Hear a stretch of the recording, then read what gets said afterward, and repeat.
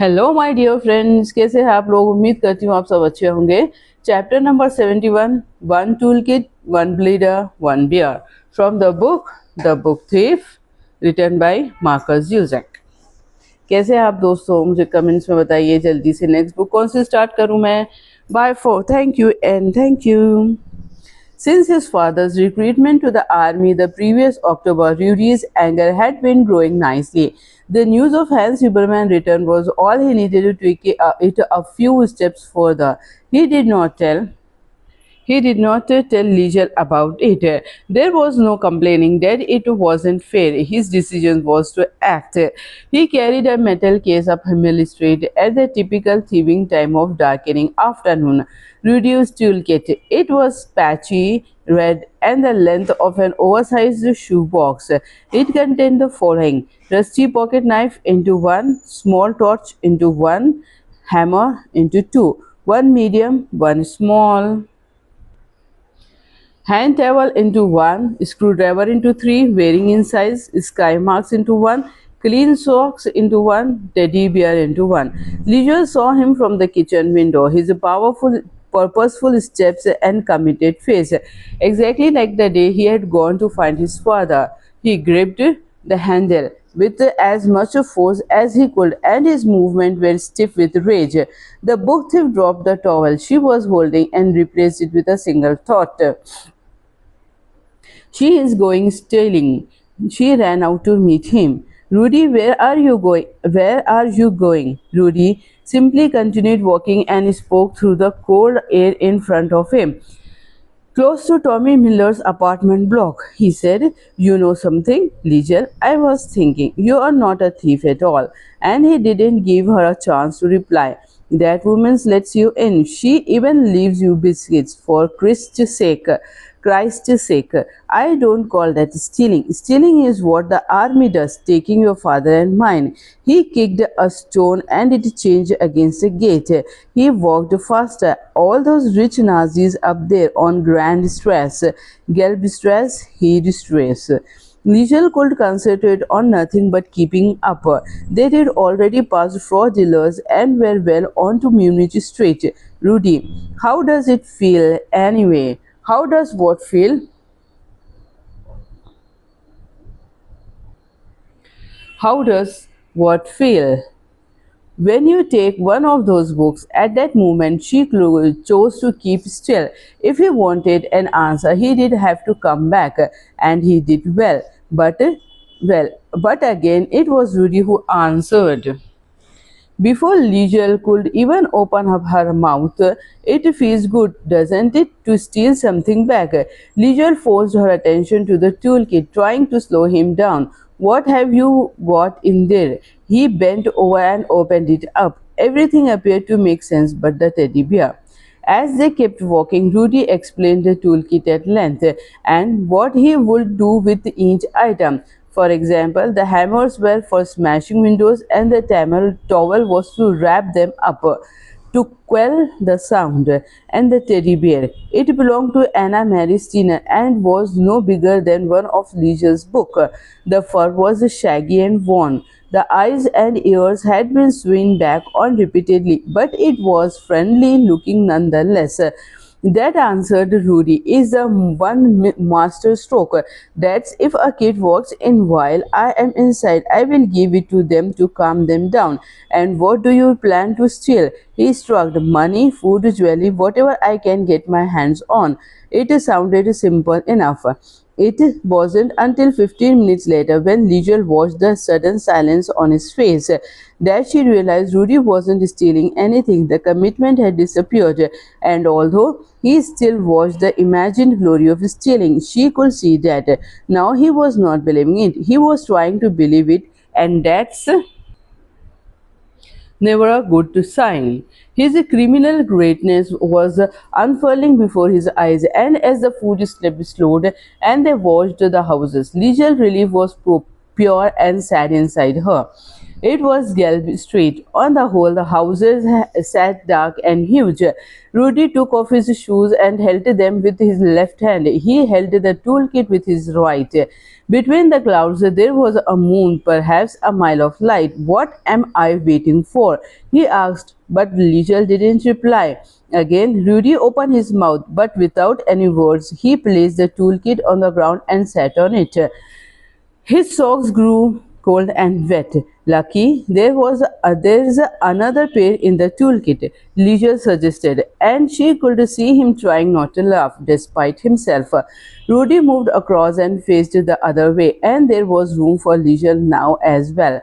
The book thief and her best friend sat back to back on a patchy sled toolkit in the middle of the street, each facing a different way. They remained for quite a while. When they stood up and went home, Rudy changed his socks and left the previous ones on the road, a gift he decided for Gelb Street. The spoken truth of Rudy's Tina. I guess I am better at leaving things behind than stealing them. A few weeks later, the toolkit ended up being good for at least something. Rudy cleared it of screwdrivers and hammers and closed instead to store it in many of the Steeners valuables for the next air raid. The only item that remained was the teddy bear. On March 9, Rudy excited the house with it. On March 9, Rudy exited the house with it when the sirens made their presence felt again in Molching. While the Steeners rushed down Himmel Street, Michael Hotzeffer was knocking furiously at Rosa Hummerman's door. When she and Liesel came out, he handed them his problem. My mother he handed them his problem. My mother, he said, and the plums of blood were still on his bandage. She won't come out. She is sitting at the kitchen table. As the weeks had worn on, Frau Herzfeld had not yet begun to recover. When Liesel came to read, the woman spent most of the time staring at the window. Her words were quite close to motionless. All brutality and repriment were wrested from her face. It was usually Michael who said goodbye to Liesel to give her the coffee and thanked her. Now this. Rosa moved into action. She waded swiftly through the gate and stood in the open doorway. Hotzefeld. There was nothing but silence and Rosa.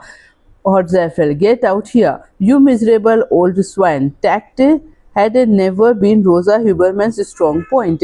If you don't come out, we are all going to die here on the street. She turned and viewed the helpless figures on the footpath. A siren had just finished wailing. That what now? Michael shrugged, disoriented, perplexed. Liesel dropped her bag of books and faced him. She shouted at the commencement of the next siren, "Can I go in?" But she didn't wait for the answer. She ran the short distance of the path and shoved past Mama. Frau Herzfeld was unmoved at the table. What do I say, Liesel? What do I say? Liesel thought. How do I get her to move? When the sirens took another breath, she heard Rosa calling out, "Just leave her, Liesel. We have to go. If she wants to die, that's her business." But then the sirens resumed. They reached down and tossed the boys again. Now it was only noise and girl and wiry woman. Frau Hotzefeld, please. Much like her conversation with Ilsa Hermann on the day of the biscuits, a multitude of words and sentences were at her fingertips. The difference was that today there were bombs, but today it was slightly more urgent. The options. Frau Hotzefeld, we have to go. Frau Hotzefeld, we will die if we stay here. You still have 1 cent left. Everyone's waiting for you. The bombs will blow your head off. If you don't come, I will stop coming to read to you, and that means you have lost your only friend. She went with the last sentence, calling the words directly through the silence. Her hands were planted on the table. The woman looked up and made her decision. She didn't move. Liesel left. She withdrew herself from the table and rushed from the house. Rosa held open opened the gate and they started running to number 45. Michael Hotzefeld remained stranded on Himmel Street mute. Come on, Rosa, implored him. But the returned soldier hesitated. He was just about to make his way back inside when something turned him around. His mutilated hand was the only thing attached to the gate, and shamefully he dragged it free and followed. They all looked back several times, but there was still no Frohotzeffel. The road seemed so wide, and when the final siren evaporated into the air, the last three people on Heyman Street made their way into the Friedler's basement. What took you so long? Rudy asked. He was holding the toolkit. Liesel placed her bag of books on the ground and sat on them. We are trying to get Frau Hotzefeld. Rudy looked around. Where she is? Where is she? At home in the kitchen. In the far corner of the shelter, Michael was hunched and shivery. I should have stayed, he said. I should have stayed. I should have stayed. His voice was close to noiseless, but his eyes were louder than ever. They beat furiously in their sockets, and he squeezed his injured hand, and the blood overran the bandage. It was Rosa who stopped him. Please, Michael, it's not your fault. But the young man, with only a few remaining fingers on his right hand, was inconsolable. He crouched his Rosa's eyes. Tell me something, he said, because I don't understand. He fell back and sat against the wall. Tell me, Rosa, how she can sit there ready to die while I still want to live. The blood thickened. Why do I want to live? I shouldn't want to, but I do. The young man wept uncontrollably for many minutes, with Rosa's hand on his shoulder. The rest of the people watched. He could not make himself stop even when the basement door opened and shut and Frau Hotzefeld entered the shelter. Her son looked up. Rosa stepped away. When they came together, Michael apologized. Mama, I am sorry. I should have stayed with you. Frau Hotzefeld didn't hear. She only sat with her son and lifted his bandaged hand. You are bleeding again, she said, and with everyone else they sat and waited. Liesel reached into her bag and rummaged against the books. The bombing of Munich, March 9 and 10. The night was long with bombs and reading. Her mouth was dry, but the book thief worked through 54 pages. The majority of children slept and didn't hear the silence of renewed safety. Their parents woke them or carried them up the basement steps into the world of darkness. Far away, fires were burning, and I had picked up to just over 200 murdered souls. I was on my way of marching for one more. Himmel Street was clear. The sirens. Himmel Street was clear. The sirens had been held off. Many hours just in case there was another threat and to allow the smoke to make its way into the atmosphere. It was Bettina Stina who noticed the small fire and the silver of smoke further down, closer to the Amber River. It trailed into the sky, and the girl held up a finger like, look. The girl might have seen it first, but it was Rudy who reacted. In his haste, he did not relinquish his grip on the toolkit as he sprinted to the bottom of Hemel Street, took a few side roads, and entered the trees. Liesel was next, having surrendered her books to a heavily protesting Rosa, and then a smattering of people from several shelters along the way. Rudy, wait. Rudy did not wait. Liesel could only see the toolkit in certain gaps in the trees as he made his way through to the dying glow and the misty plain. It sat smoking in the clearing by the river. The pilot had tried to land there. Within 20 meters, Rudy stopped. Just as I arrived myself, I noticed him standing there, recovering his breath. The limbs of trees were scattered in the dark. Twigs and needles were littered around the plain like fire fuel. To the left, 3 gashes were burned into the earth. The runaway tick-tock of cooling metal sped up the minutes and seconds till they were standing there was for what felt like hours. The growing crowd was assembling behind them, their breath and sentences sticking to Liegel's back. "Well," said Rudy, "should we take a look?" He stepped through the remainder of trees to where the body of the plane was fixed to the ground. Its nose was in the running water and the wings were left crookedly behind. Rudy circled slowly from the tail and around to the right. "There's a glass," he said. "The wind screen is everywhere." Then he saw the body. Rudy Steiner had never seen a face so pale. "Don't come, Liesel." But Liesel came. She could see the barely conscious face of the enemy pilot as the tall trees watched and the river ran. The plane let out a few more puffs and the head inside tilted from left to right. He said something they could obviously not understand. "Jesus, Mary, and Joseph," Rudy whispered. "He is alive." The toolkit bumped the side of the plane and brought with it the sound of more human voices and feet. The glow of fire was gone and the morning was still and black. Only the smoke was in its way, but it too would soon be exhausted. The wall of trees kept the color of a burning Munich at bay. But by now, the boy's eyes had adjusted not only to the darkness, but to the face of the pilot. The eyes were like coffee stains, and gashes were ruled across his cheeks and chin. A ruffled uniform sat unruly across his chest. Despite Rudy's advice, Liesel came even closer. I can promise you that we recognized each other at that exact moment." "I know you," I thought. There was a train and a coughing boy. There was snow and a distraught girl. "You have grown," I thought. "But I recognize you." She did not back away or try to fight me. "But I know that," something told the girl. I was there. Could she smell my breath? Could she hear my cursed circular heartbeat revolving like the crime it is in my deathly chest? I don't know, but she knew me and she looked me in my face and she did not look away.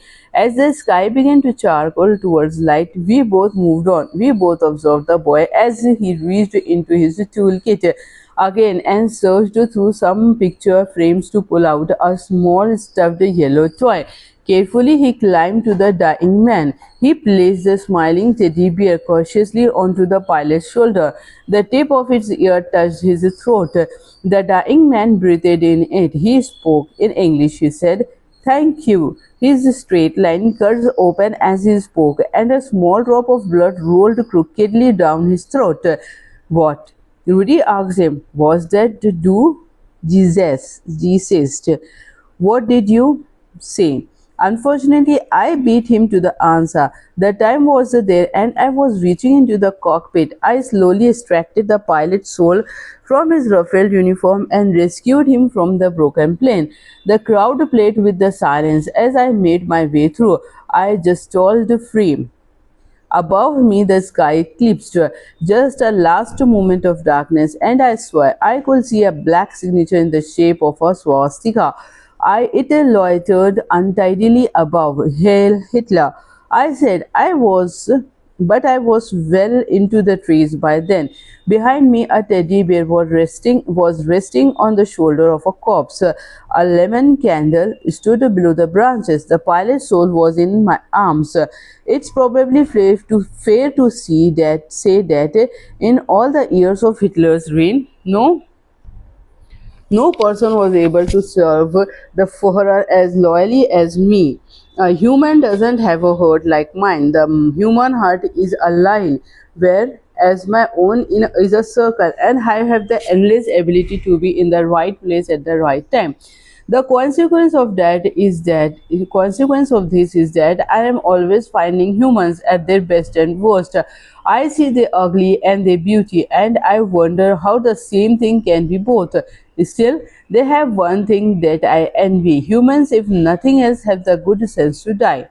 यहाँ पे होता है हमारा chapter number 71 खत्म. मिलेंगे हम next chapter में with chapter number 72, home coming from the book thief. Bye for now, my friends. Bye. Thank you very much. Bye, my viewers, subscribers, and everyone. Bye for now. Thank you.